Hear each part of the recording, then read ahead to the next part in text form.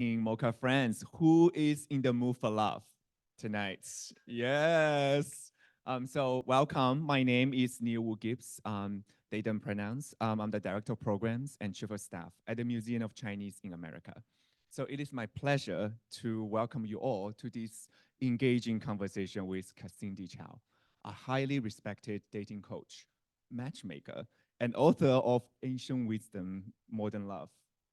So our discussion will highlight how traditional Chinese wisdom can influence modern dating practices with a specific focus on Asian American experiences. Um, Cassindi will also illustrate how classic Chinese proverbs and idioms known as chengyu can assist individuals in navigating the complexity of modern relationships, offering a unique perspective that merges cultural heritage with contemporary dating dynamics. Additionally, Cassindi will shed light on the specific dating challenges faced by Asian Americans and provide insights for cultivating self-awareness and building meaningful connections. She will also explore the intricate dynamics between individuals and their parents, highlighting the cultural nuances of Asian American dating. So if you enjoyed tonight's program, please consider supporting MOCA. Your generosity is crucial to our institution and enable us to create future programs that inspire and uplift communities. You can make a donation on our website. We also accept contributions via cash, PayPal, and Venmo. And of course, you can also, buy Cassindy's book, but, due to popular demand, she's currently out, doesn't have paper copies, but you can order online with a QR code, as of course. And for our virtual attendees, hello. We encourage you to submit questions anytime during the discussions for the Q&A. And this event is also being recorded for on-demand viewing on our YouTube channel. So now, without further ado, let's welcome Cassindy. Yes, of course. Do I even need it? Can you guys hear me if I just Oh, it's connected to the virtual. Okay. Okay. So first of all, I want to say thank you. Thank you for the introduction. And thank you very much for inviting me to come to the Museum of Chinese in America because it has a lot of resonance to me. When I was at Wellesley, I was at the first class of Asian Americans. And it was, for me, so transformative to learn all about our collective history. And to me, that really informs me as a person, as a human being, and also understanding kind of what influences, impact me. But I just want to let you guys all in on a secret. So I am not a very good public speaker, but I am a ham. I love sharing all about love with people. So this is really exciting for me. But what really is important is I would love to know more about my audience first. So my question is, how many here are single? Okay. I'm going to say that's amazing because being open about it. Oh, I have a silver fox in the audience. Yay. No, but what I think it's really important is to be open about it because if you aren't, then how is love going to find you? Right? If you aren't open to it, then how would this great person that might be sitting right next to you, find out about you? Um, and I think part of it is as for me as an Asian American, I can be very bashful, right? And so I say, don't be bashful. Let it all out because it's important. Okay. So now that we know the audience, should we answer the questions? Of course, if you want. Oh, okay. So I always feel like I'm going to fall off the chair, but I know I won't. I'm going to sit down and try to stay put. Well, so yeah, my first question, I'm just curious, because nobody, becomes a matchmaker by training or anything. So what inspire you? And especially, when we're doing our prep call, you mentioned that your background, right, used to work in banking. So how did a banker transition from being a banker in finance to matchmaking? So it's because I'm a phony banker. It basically means that I went into banking just because it was a career, but it never really sang to me. It never, like some people really love, you know, your discount cash flow models. It just never sang to me. But what really sang to me was matchmaking, right? And I always thought it was really fun. And in college, there was something called the Wellesley College Asian Association Blind Date Semi-Formal, quite a mouthful. But I ended up having so much fun matching up people that year that I almost flunked. My parents were really mad because literally I had five classes and I ended up dropping two, pass failing two, and getting like a C in the third one. So it was really, so it was something that I just really loved. And I always thought, can this be a career? And of course, like, no, but it could be a career. And so years later, I'm in banking and I read this article in a magazine about this woman who was a matchmaker. And so I actually wrote to her. I go, is this a career? And she said she trained with the best. So fast forward 4 years later, this is, I think, 2017, I'm training with 17 other matchmakers from around the world, from Singapore, from London. I didn't even know it was a thing, from New York. So I trained with them. But then again, I was still kind of clinging on to finance. I was doing finance projects, but I just didn't like it. And anyways, finally, I think I took the plunge 2 years ago to go full time. Now, I've been matchmaking on the side, part time for all these years, but I finally took the plunge, and it has been great. I am happier. I am more open, and it's been transformative. So my thing for everybody is that we need to be authentic, right? It's really important to do what you like doing. Otherwise, I would feel like a phony. Like honestly, when people ask about finance, I go, I would not hire myself. I would fire me tomorrow. No, it's true because I'm bad with numbers. You know, I'm bad with numbers. It doesn't sing to me. Like I wouldn't trust myself to handle somebody's books. And that's truthful. But I would trust myself to work really hard to find people love because that's something that comes from my heart. That is something that really means a lot to me when people find connection, when people find an authentic relationship. That's beautiful to me. Like a beautiful crafted model doesn't sing to me. That's just a fact. Well, thank you. So maybe now we just kind of, as we heard from experience, maybe talking about, the book, right? Asian Wisdom, More Than Love. So when was the moment, right? Because as you were practicing, you come to realize, oh, wow, actually Chinese wisdom, could actually impact more than love. As you mentioned, right, the chengyu, right? Yeah. So, just tapping back into your earlier question a little bit about matchmaking, and so my mom, I didn't realize this until later. My mom used to match people, and she used to have, yeah, I heard this later because and it explains why I was always a flower girl. And my earliest memories is in like New York and Rochester, like at 4 in the morning, and it's all dark, and my mom is sewing, and she's sewing yet another flower girl dress. And what it was is that her deal with people was that if she matches them, then I get to be the flower girl at the wedding. So now I know, and I didn't know this. In fact, one couple told me this recently that my mom had this gazing at the moon party. And basically, what she would do is she'd tell all the boys that were my dad's grad school friends, come, let's go gaze at the moon, so dumb. But anyways, gaze at the moon. And then she'd invite all of her girlfriends. And that was how she matched people, was these gaze at the moon parties. So there are matchmakers, and I also found out later on that my grand aunt used to pass love letters for um, my aunt uncles or granduncles. So anyway, so yeah, so I'm digressing, but I should go back to your story about the chengyu. So the reason why I use chengyu a lot is my mom used that when I was growing up. And she would say the funniest phrases like "qi liu zao ma," which is ride the mule to catch the horse. Or she would say like, um, 骑驴找马, 对牛弹琴, playing the flute for the cow. So these are all like funny phrases that I started to use again and again. And what it is that when you're working with singles, sometimes we can be really vulnerable, right? Nobody likes being told like, oh, they didn't like you because of this, or she dumped you because of that.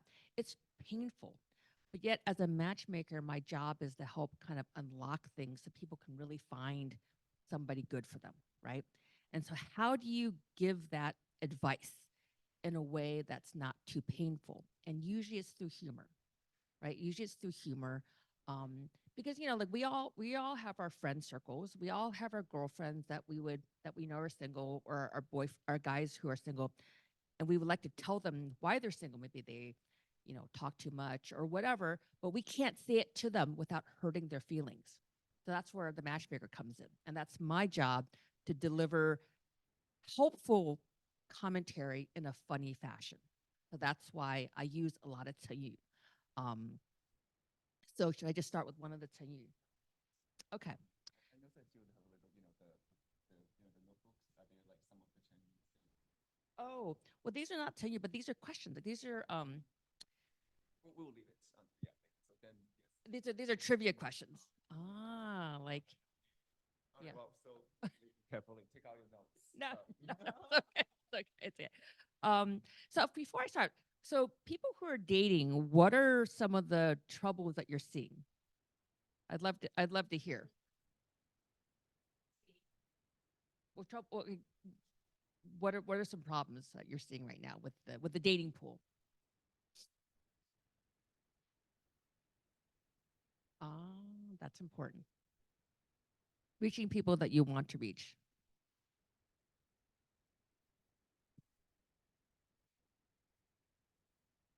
Ah, okay. And is this your friend right here? Do you think she's looking for the right type?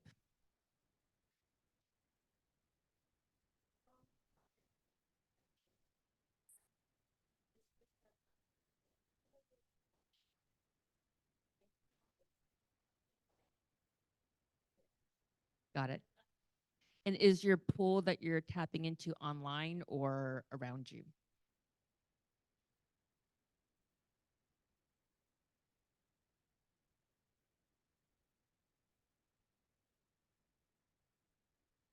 But there are single people. I know. Okay, so we'll get into that. Okay, that's one question. So just so I understand. Any other issues that you guys are seeing? Yes.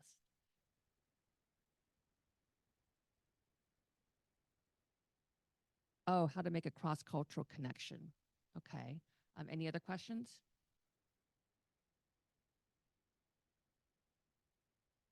Oh, commitment issues. Okay. Okay. Ah, that's important. So first of all, I'm going to just say from the get-go that there's different matchmakers, right? I focus generally on heterosexual, generally on Asian Americans or interracial relationships. That tends to be more my focus area. There are many matchmakers that focus on different slices. Just to kind of lay it out there from the get-go. Um, so before I dive into the two ideas, I was thinking that for me, it's really important for the audience to always get to know each other. And it's not just matchmaking, but also friendships.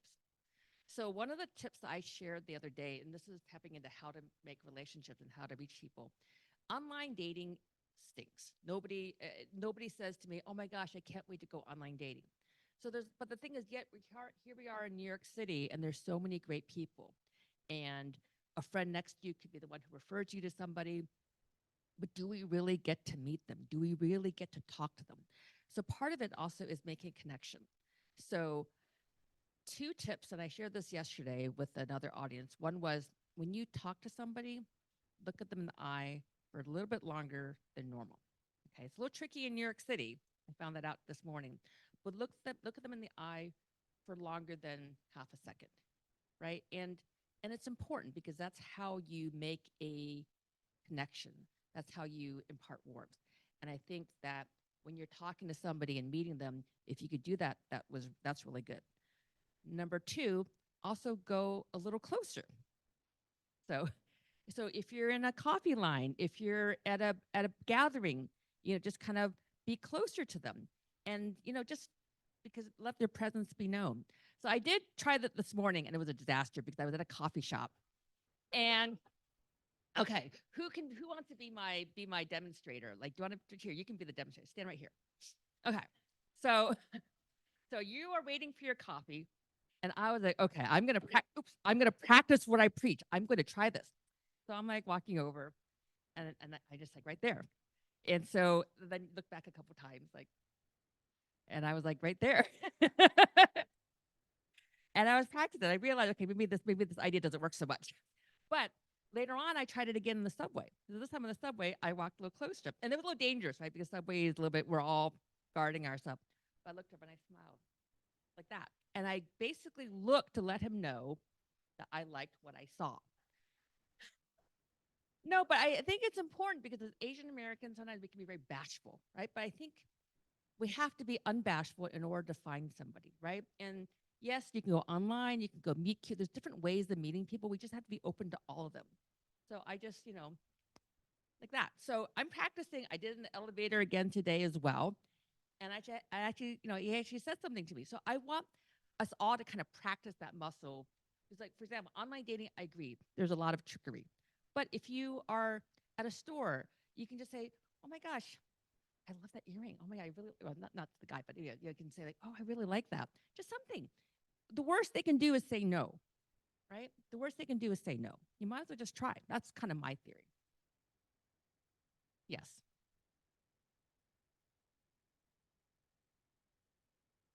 Well, don't worry about it because you know why? Because maybe they're not single and available, but they have friends that are single and available.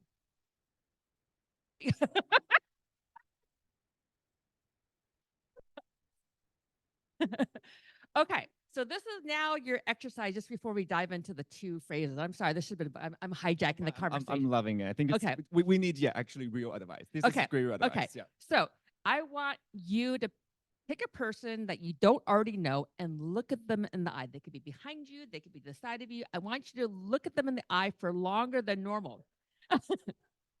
See how it feels. You can look behind you. That's Roger. That's Diana. She went to Wellesley, by the way. Okay. Hi. Are you my silver fox?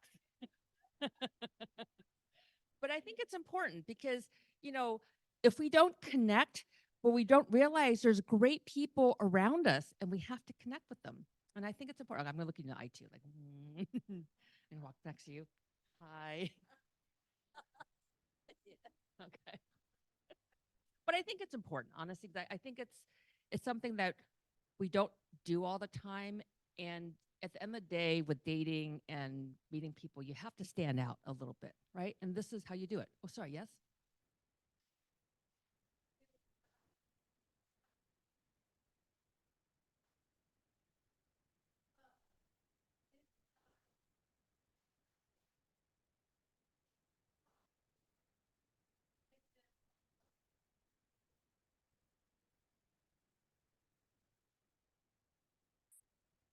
So I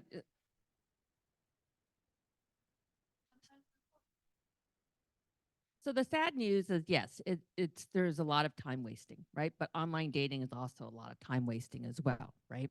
Um, I think you should also dress the part that you are available and looking. So posture, right? And I tend to wear non-black. I mean, I know in New York it's hard, but I tend to wear red. Today's not a dating outfit, but like usually, a little bit more, right? But I try to just because, and then you know, I'd say be open about it. Like, oh, if you know any great people, I'd love to meet them. That's true. You're right. You're right. But so sometimes I do something I call a wing woman, where basically I'll go to a bar and I'll show a client how I pick up somebody. Yeah, my husband's okay with this one, but I do. But I will go pick up somebody just to show them. And it's funny that I actually am a very shy person underneath, but when I need to be on, I can be on, right? And it's important to kind of mirror it, like, oh wow, I love your necklace. It's amazing. Compliments, right? Yeah, Small and compliments. and like, oh, and just be open. Just go like, sometimes a little bit of touching, right? Sorry. Yeah. With consent, of course. Yeah. Yeah. But just to kind of show I think as people, whether we're male or female, we have a sensuality to us, right? And why hide it?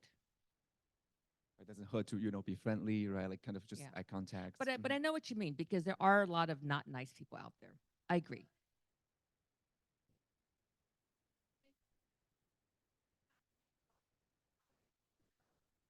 Yeah, yeah, exactly. And even my matchmaking clients who pay me a lot, by the way, but they'll say, look, I'll give you 2 hours for a date. I mean, they always, even them who are so busy running so many things, they're like, it's just 2 hours. If you say I should meet this person, I'll meet the person. I think it's also being open to it. Okay, but I know we're here for the book too, so let me just sorry. Okay. So 对牛弹琴, what does that mean? That means playing the flute for the cow.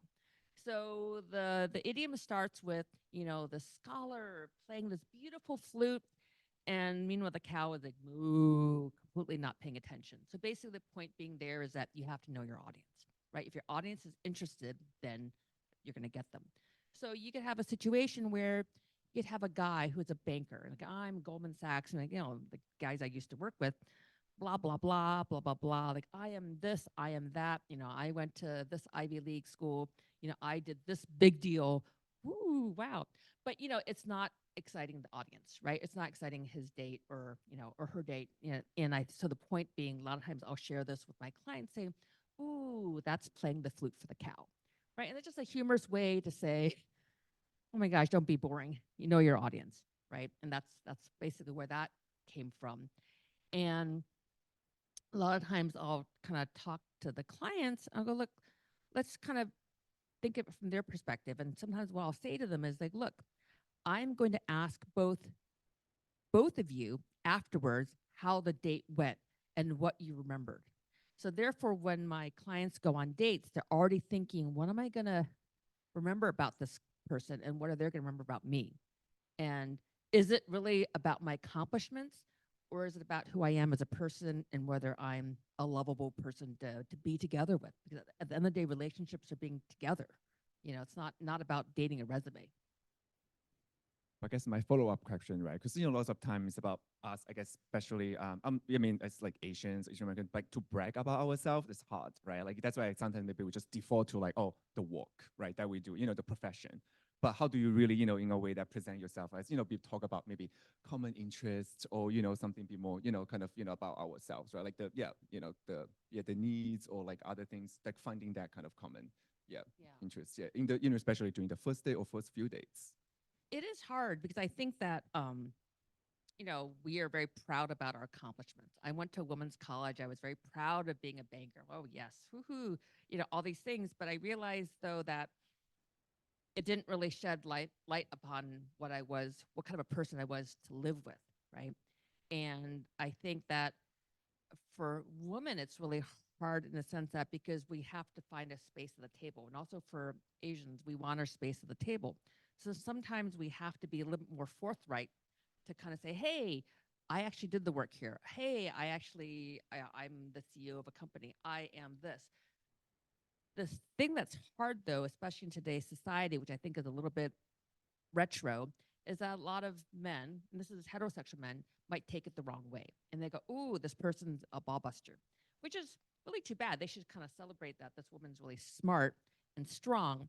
So, how do you balance that? Because I think we should all be justifiably very proud of ourselves and our accomplishments and not dumb down. But yet, we also need to show to imagine a somewhat sunburned person, right? Because they're kind of like scared that, hey, I'm strong, respect that, but I'm also a ton of fun. I'm also really warm and fun, and we're gonna have a great life together. So I think it's a balance. Um, like I feel that sometimes we got dealt. Okay. I have to be careful here because I'm saying things that are a little bit kind of risky now. I feel that and we have men in the audience too. I feel that sometimes men have an easier time of dating than women do. And I think it's hard, especially in today's world, that we have to balance this fine line. But it is what it is. Can't really change that. So the goal is success, right? The goal is to find a great partner. So I do think sometimes leading with the somewhat more warm side gets us further. That's all. But I don't want anybody to dumb themselves down. That's really important not to. So I think my follow-up question will be, right, like how could, Asian Americans kind of overcome and address, stereotypes, right, in the dating scene, especially, the racial stereotype, like other, stereotype that's just constantly, right, you hear the stories and yeah. Yeah. Well, there's a lot of stereotypes we know as Asian women and Asian men. There's good and bad stereotypes. I'd like to be optimistic that now, with a lot of new media, there's so many better stereotypes now for women. We're not just one dimensional, and men were not just one dimensional. And I'm hopeful that this continues and that we'll have multifaceted people that we can be. It's not just the bitchy Asian woman or the nerdy Asian guy, right? There's now what I call a ham. A ham is a hot Asian male, right? Or a sham, which is a single hot Asian male, right? But now we have those. We have more of them, and but not just the hot Asian men. Like, why are they the ones who are always chiseled, like, Simu Liu or Daniel Day Kim? How about the nerdy, goofy, comedic one, right? I mean, I think there's room for so many other levels of Asians. It's not just these flat tropes. So I welcome that. I want to see more of that in books, in media, in movies, and I'm hopeful. I really am hopeful now. Um, And then I guess the question will be, so but what about, I think someone mentioned about interracial relationships, right? That's, kind of, because sometimes, right, how do you, because there's also a fine line between, being, appreciated or being objectified, right? yes. But how could you tell that, Okay. difference? So in my practice, I get a lot of people who approach me, right? There are matchmakers who deal with strictly white guys dating Asian women. There are a few. That's not me. So what I do is I actually ask them this question. I go, I want to know if they're just like, I'm only dating an Asian woman, that's it. Then I'm kind of like, well, then that's a little bit flat to me. But if they've kind of dated both and it's really about the person, then that's authentic. Okay. Um, so personally, I had dated both Asian and non-Asian, right? So, and it was really important to me that my spouse really honor my culture and value it. And I think that's kind of my bellwether as if that's authentic or not. If there's anything about submissiveness, of subservience or whatever, like no, like scram, beat it. I'll refer you to somebody else. Just please leave.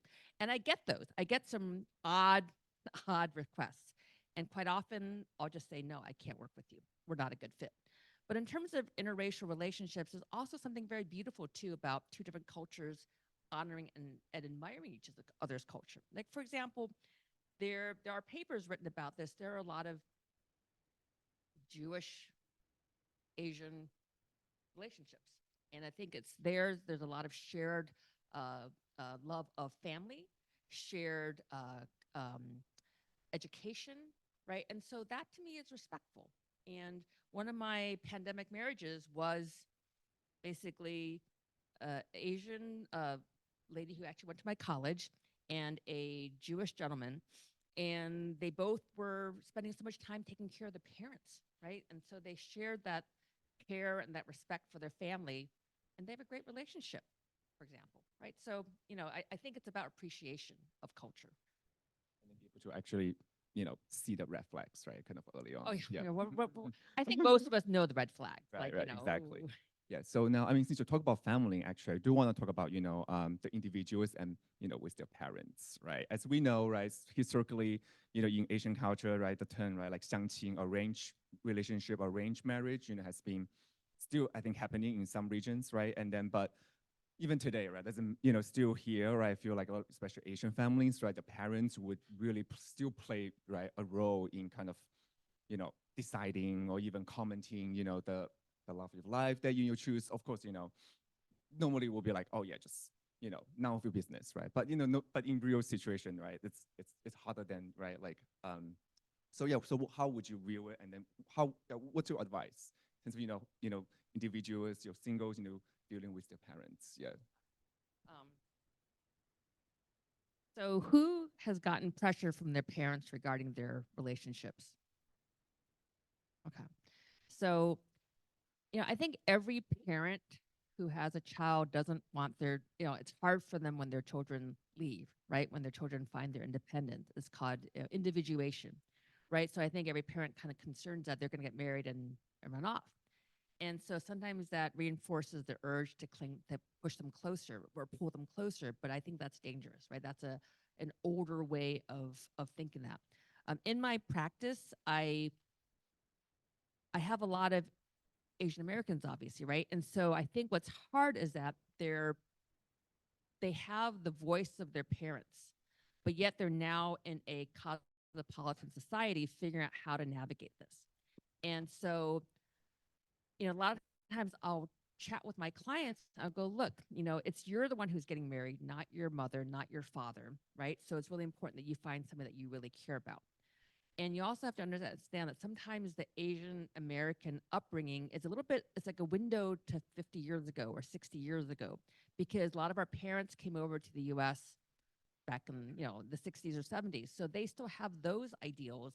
Now understand they're now in the US, they're raising kids, and their kids are now branching out. And so they're even more kind of like we have our old values, but oh, our kids are now making us outdated. So then sometimes that makes them cling more, right?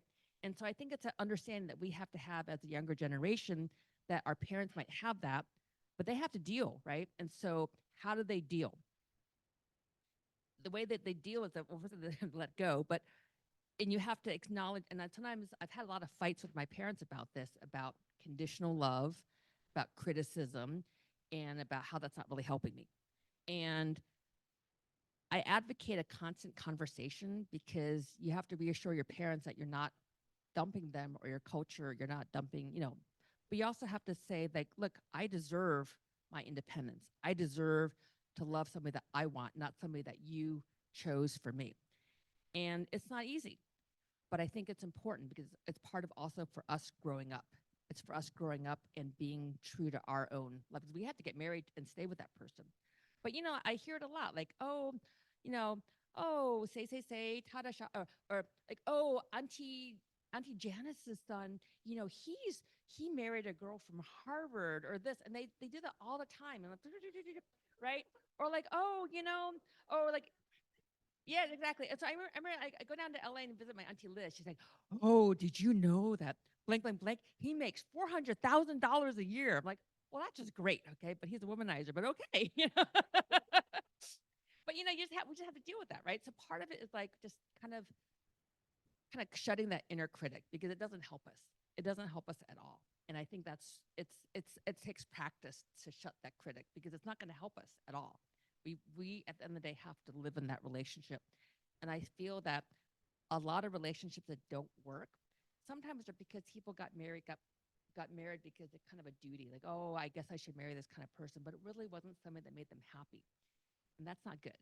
It's not healthy. And you think of the collateral damage with children, divorces, and things like that. So I think it's actually really important to be authentic about your relationship, but also to be able to practice your drawing boundaries muscle, to really demand for what you want.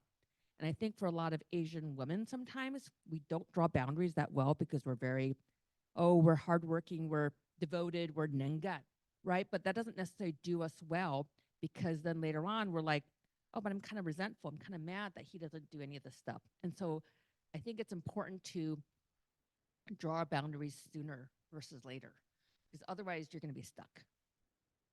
Yeah, of course. I think, yeah, sorry, I was just in my own head. There's so many, like some kind of follow-ups. But actually, going back to kind of the beginning we talk about, right, sort of how to present yourself. I mean, lots of us, especially I think Asian Americans, well, not trying to, but some of us are introverts, right? If we're not extroverts, then extroverts, right, seems like, okay, I can just go out, I can meet people, or just go to a bar, whatever, meeting friends, easier to make eye contact on a train or something. But what if you're just introvert? It's just like, I'm just someone is feeling just difficult for yourself out there, or like feel shy, that maybe online is the only place that they feel safe, or even feel secure, so how would you encourage those folks? Okay, so that's a really hard question. Um, how do you take an introvert and make them an extrovert? Or conditional extrovert? Okay, so I'll share that before I came up to talk to you all, I was downstairs kind of hyperventilating and decompressing myself, because I get really bashful, and I will dream about falling off of things or stumbling all the time. So, but I also realize it's important, though, to reach out, because how are they going to find you? Just like if you're really smart and you're like inventing somebody, how is somebody going to find you if you're sitting in your room? So I think that goes the same thing to dating. Well, they're not, you can open the door, but anyway, you don't want them to come in anyways. But I do think it's important to practice. And that's why I did the exercise early about having everybody look in each other's eyes, because that, in a way, is coming out of your mental apartment, right? By looking at somebody and giving eye contact, you're coming out of your mental apartment and opening the door. And so that's also part of when you're meeting somebody, when you're trying to meet somebody that has a partner, you have to step out a little bit. But give yourself the grace of hiding and resting too. Okay, so I'm gonna have some fun here. Okay, so now since we all opened our windows to talk to people and look at their eye, to look at them in the eyes, now the next one is I want you to turn around and look at a stranger, and let me see. Well, I could do the hard version is the answer like why am I still single, or we can make okay let's just make it easier. Just go hi. Okay, we'll give just say hello. My name is, and then let's keep it light. Something that made me laugh this week. Is that doable? Yes, no? Okay. So I'm going to give you guys 3 minutes to do this. So, and remember, practice the eyes looking a little longer than normal. Okay, go. Do. It's a crush course on love. Okay.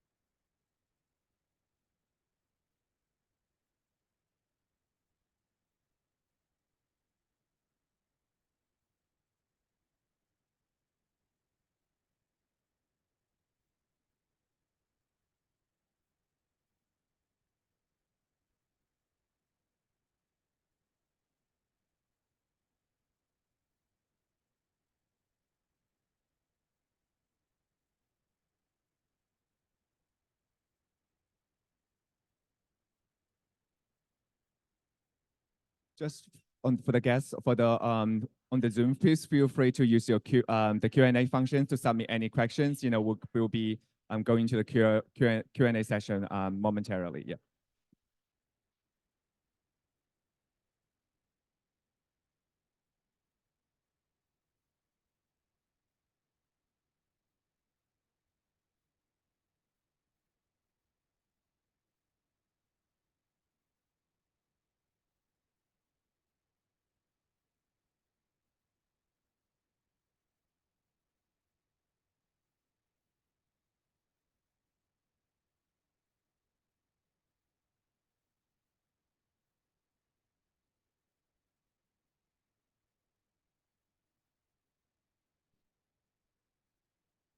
Okay, we're going to start wrapping it up. What? Okay, I'll go back to okay.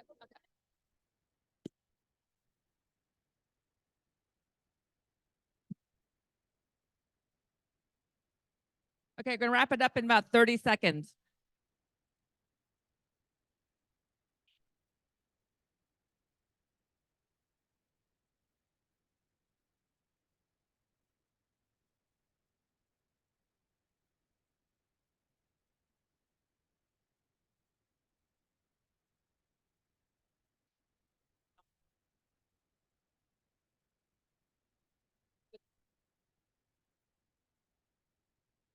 Me, and then the background.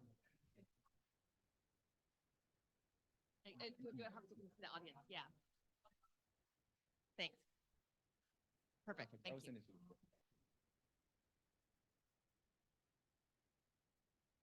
Okay, we're gonna bring it back. I think we'll have to. Yeah. Well, I think time's up. I'm sorry. Well, you can continue, you know, the conversations, you know, meeting each other. But yeah. So I love it that people were connecting. I think that's really important. But Deborah did ask me to share a little bit about the book. So I'll just spend 3 minutes on the book, but I'm going to share some of my favorite phrases. And also, I would love to learn any new phrases that you have heard because it's always good for my next book. Okay. So I talked about playing the flute for the cow, 对牛弹琴. The other one I have is 骑驴找马. And what that is riding the mule to catch the horse. And basically, I use it when a lot of people say, oh, I can't do this, I can't do that. And the point is like, look, dating is hard. You know, we do things in small steps. So you ride the mule to catch the horse. You get on the mule and then you get to catch the horse. And same thing with job hunting, right? A lot of times I say like, oh, you've got to put your resume out there. You have to do something in order to be found and be known. So that's riding the mule to catch the horse. Another one that I also like is ji fei go tiao, which is chickens flying and dogs jumping. And what that means is that quite often we can get really overwhelmed. Like, oh my gosh, I can't, like, ji fei go tiao, like, oh, everything's gone to hell in a, was it something in a basket or whatever, hell in a basket, whatever it's called. Um, and the point being there is that just, it's okay. Just, you know, things can be a little chaotic. And sometimes, when you're dating, it can be very chaotic too, but just take a deep breath and it'll be okay.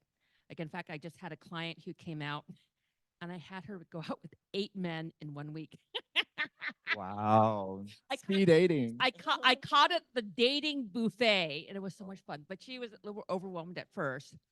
But, and it was like all these guys from 45 to 55 in age. And she was like, which one's which? So I said, look, you cannot call them by the wrong name. So I created I created a color coded spreadsheet so she would not forget. And I remember going, okay, remember this guy we're seeing tomorrow is Carl. And there is also a Carl with a K. So make sure you talk to Carl with a C. So anyway, I digress. But that's chickens flying, dogs jumping. Oh, and here's a favorite one. Hu tou shou wei, which is tiger's head, snake's tail. And that one is a good one to end with in terms of the comments about the book is that a lot of times we go in with like New Year's resolutions. Oh my gosh, I'm gonna do this, I'm gonna do that, and then we don't do anything. Or this is the year I'm gonna go find the right person. I'm going to meet 5 people. I'm gonna, do this, do that, and then we just kind of peter out. So part of my theory there is that don't try to do too much. Otherwise we will burn out. And that dating well is a marathon, right? It's not a sprint, it's a marathon. That you don't want to rush into the wrong thing either. So you just pace yourself and don't overpromise. Otherwise, you're just going to burn out, and then it's not going to be a good experience. Sorry, what? You Oh, go for your exactly. okay. Talk So, about your business. Yeah. Envelope match. okay. Okay. So matchmaking is very pricey. I charge a lot. It's like an executive recruiter for love. Okay. But I'm not here to sell you that because I don't think it's, it's I'm here more about our shared experience. What I will do is you're welcome to join my database for free. And I recommend that for everybody is go to all the matchmakers and put yourself into their database for free. Every matchmaker will do that. What it is this. I can't remember everybody's name, but if I have a client who's looking, I'll go straight to my database, right? Oh, okay, I'm looking for this age, looking for this, and I'll contact the person and say, hey, are you single right now? I know you registered last year. Are you single? If so, I've got this great person. Would you be willing to meet this person, right? And so register the database for free. That is always free. Um, I also obviously do bespoke matchmaking, but that's very pricey. My prices go from 25,000 to my highest client is $250,000 for a 3-city 1-year search. But again, that's different. What I am doing is I see some ice. What I am doing is a red envelope match, and this is something that I just created recently because what happens is a lot of people are in my database, and I just kind of want them to meet. Like, why not? Even though they're not clients, they may be my Rolodex, but I just thought, ooh, there's something about them that I would like them to meet. And so it's called a red envelope match. And I'll read it here. It says, in some Asian cultures, a red envelope is used to send good wishes, good luck, and money. At Ancient Wisdom Modern Love, we like to put our own spin on sending vibes with red envelope matches. So each month, I'll search my databases and I'll set up 2 people who I kind of feel like, oh, they really should meet. And I'll set them up on a date. There's no charges, no obligation, just good karma. But if a relationship comes out of it and you get married, send me a red envelope. Right? Mm. Wow. Right. Okay. So Communal, yes. So go to www.awmlove.com, Ancient Wisdom Model, awmlove.com, and register your profile. She has a business I've got card. Yeah, we cards, can give I've out got cards up ideas. here. Yeah, she has a card. But one thing I also wanted to talk about is that how people meet is really important. So even when I do the red envelope matches, it's not just like, oh, A and B you meet and it happens. I think quite often the way you meet is really important. So I agonize a lot over how people can meet. So let's just say you have a career woman and a career guy. How do you get them to connect? So what I would do is I'll think of all these kind of deeper ways for them to meet. I'll give you an example of a client that had a really nice experience. So, she's, family office, very successful. He's, a Ivy League educated architect, both smart. How how to get them to really connect. So instead of leading with their credentials, I said, hey, both of you like art, both of you enjoyed this. So then I said, how about I'm just going to give you the name. I'm not going to give you anything more about each other. How about you? And I had them each in the next, I gave them 3 assignments. For the next day, take a picture of water and what it means to you. And so they just took a picture of the phone. One person took a picture of of water on glass. Another person took a picture of ice, right? And basically they explained it to each other. And then the other one was about food. And so basically by the time they're meeting, they're already really excited because they're not talking to each other as their resumes. They're talking to each other about like, oh, this really means a lot to me because of my family or something like that. And it's a deeper connection. So I think it's really important that when you do introduce people or when people meet, that you have a different way of meeting them. Otherwise, it's yet again, I mean, I'm sure we're like bored, like get another dating dinner. Oh, hello, I do this, I do this. Tell me about you. Do you want a family? Yes, I want a family. No, I don't want a family. It's so boring. It's the same thing, And so the key is how to stand out. And so that was so in terms of how to meet people or how to, I always try to make it a little bit different. One of my most successful matches was just with a postcard. I introduced them by postcard and it was quizzical. I want you to find this out about the other person. So it's like a game. And that makes it more fun. That makes the meeting more special and memorable and not just yet another match. Right. Well, I guess just quickly about, I think someone also talk about like, finding that community, right? But yeah, would you also advise, for example, if I'm into, let's say, I'm reading, I join a book club, that way I can, that way, or if I'm into dancing, I can, do salsa dancing, and then sort of meeting people sort of not in the mindset that, oh, I want to, I'm in a dating kind of, it's not like a speed dating thing, but will be more in a organic, or for example, coming to MOCA events, right? You meet people, at a book talk or some other, sort of more casual settings. Yeah, would you say that's a good way of meeting folks?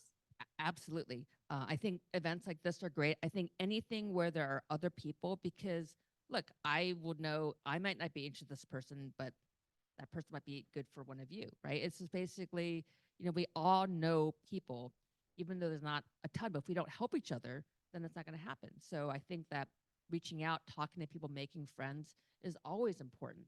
And not only that, I also think that's really important to do it in multi-layer. Do online dating, do networking with friends and family, flirt when you're out in public. I mean, you have to do it all. I mean, it's just, but it's daunting, but it's important, right? Because again, how are they going to find you, right? How is that great person going to find you? And sometimes people are bashful and lonely too. Like those 8 guys that I got for the dating buffet for my client, they're all great men. They just weren't online, right? But they were very, very game to go on a date with somebody that I recommended, and I think they all had a really nice time. So I think they're there, but they're kind of hidden. So therefore, one of us has to be open. So might as well, since you can't control them, you can control yourself. Then put yourself out there, because if you don't find them, it's a no anyways. So if they say no, it's a no, no big deal. You just put yourself out there. So I think we, of course, we continue with the Q&A, and I'm gonna see if we have any questions online. But feel free to just to share any additional questions that you want to ask. I have some trivia questions. Oh, actually, let's do trivia first. So I have these heart carabiners, which are great because you can put them on your backpack, you can put them on your purse. Okay, so I'm gonna ask some questions. What was invented on Valentine's Day? What? The telephone. Yeah, I didn't know that, right? What is in tennis, they say like one love, right? What is the origin of that?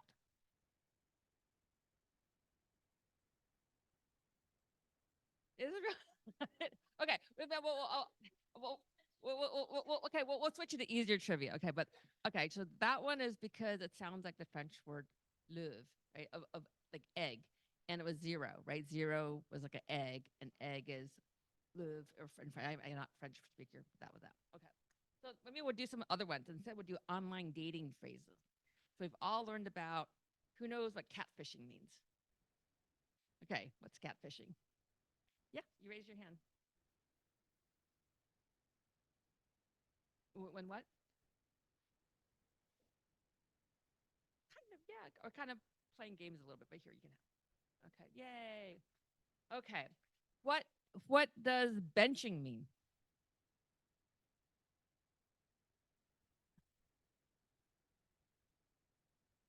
Yep, yeah, bench is there when you keep somebody on the sidelines, kind of holding them in reserve. That's benching. Okay, what about zombieing?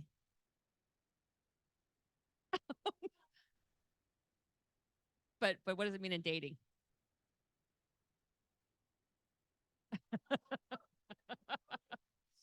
Yes.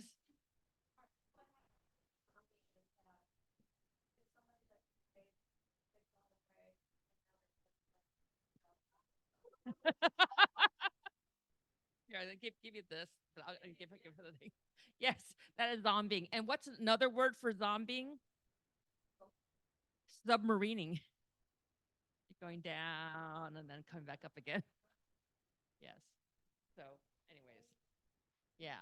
So submarining, zombieing. Any other Yeah, questions? yes. So, someone's asking, do you have any advice for those, how to keep your spirits high after being told many times that they just see you as a friend? Oh, friend zoning. Okay. Um, so part of it is I think having good friends is important because there's a lot of jerks out there. And I'm sorry about that. There's a lot of jerks. So I think that having good friends to kind of hold you up is important. Um, but also I think learning the game of flirting is important. And so I have a male pickup artist on retainer that I have that trains my clients and teaches them all the lines that the guys are going to say, but also teaches the push and pull. So push and pull is really important. It's about flirting, right? Because you want to get unfriend zoned.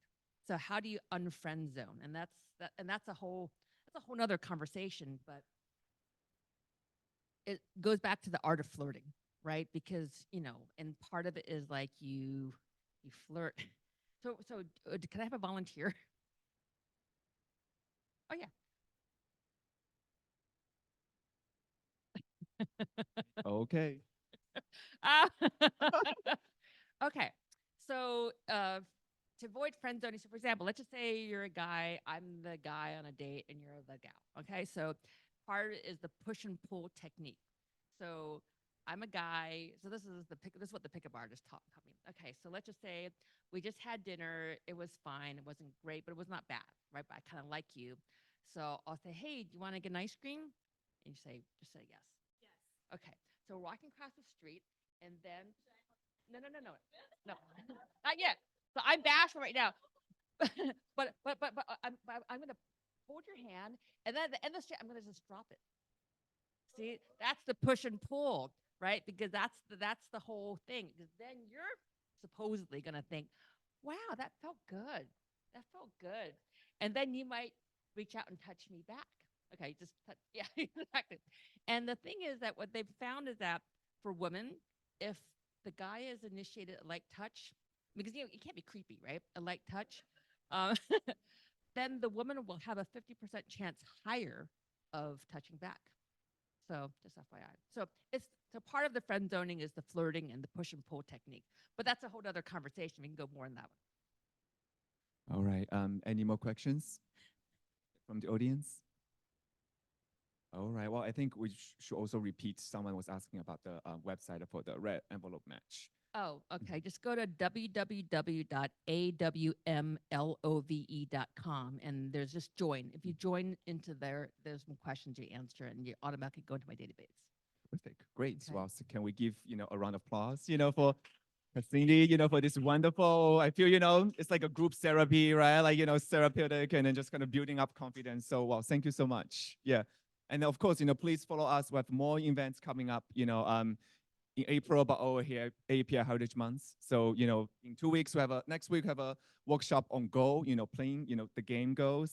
And then events almost sold out. So if you want to, something casual, come to that one. You might be able to meet, some other like-minded, folks. And also, in 2 weeks, we have a talk about the legacy of anime one as well. And that event is also, almost sold out as well. So, come back to MOCA and then hopefully, of course, we want